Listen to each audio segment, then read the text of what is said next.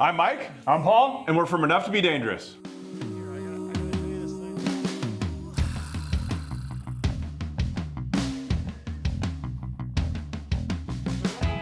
I wanted to build a new storage box for my muzzleloader supplies. The one I have is getting kind of old and it's falling apart, and it really doesn't fit everything I want to bring with me when I go to the range. So I started designing a new one, and when I started pricing materials to build this thing, I realized that lumber is so expensive, and I am such a cheapskate that I just couldn't justify pulling the trigger on buying these materials. And then one night I had an idea. I was looking at Marketplace and saw many bookshelves, dressers, and cabinets made of solid wood that I thought could easily be turned into this project. So I went and picked this up the other day for free off of Facebook Marketplace, coincidentally from somebody I went to school with.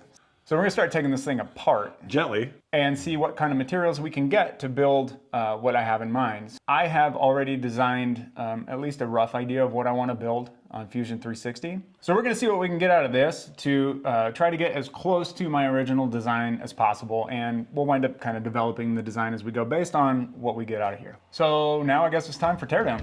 Let's do it.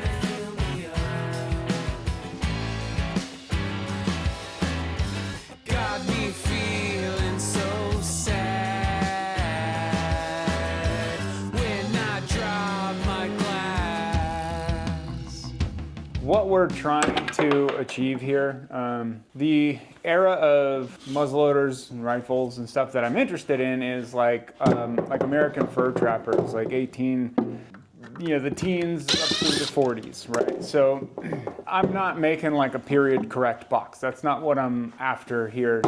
They wouldn't have carried a box with them through the Rockies. It would have been very impractical. They would have used a lot of pouches and just like leather bags and stuff. But I am going for like a vibe, a feeling, right? So I want this thing to look like it came from the 1830s. I guess that's my target. If we miss a little, no big deal. We'll try to miss small. Traditionally, something like this back then would have been made out of, depending on where they were, if they were in the Rockies and they were somehow able to mill lumber, it would have been like cedar or pine. If they were on the East Coast, it probably would have been more like oak, maybe maple.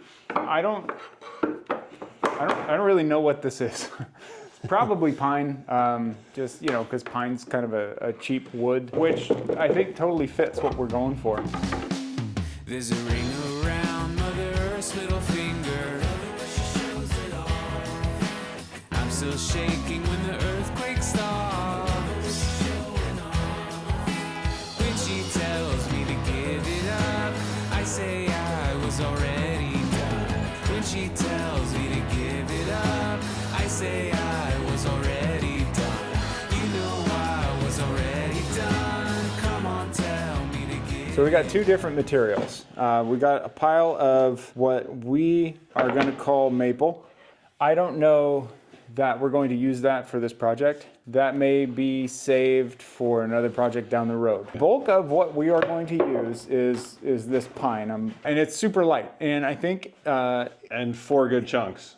That's huge. It's so much bigger than what we're going to need. It's good, solid lumber, and I think it fits with the theme of the project. I want this thing to look like it came from the 1800s, and it just might. We also wound up with a ton of hardware. A lot of it we're not going to use because, like I said, we're trying to look, I don't know about period correct, but let's say period inspired. So we're not going to use a ton of screws. We're going to try and do this with as much like box joinery as we can. But we got some great hinges I think we can use. Maybe some latches. We may use some of the screws. Lots of hardware, lots of wood. Excited to see what she's going to turn into. That's it for teardown. I think we got a lot of good stuff here, but we both got to get out of here and go pick up kids from school. So we'll be right back.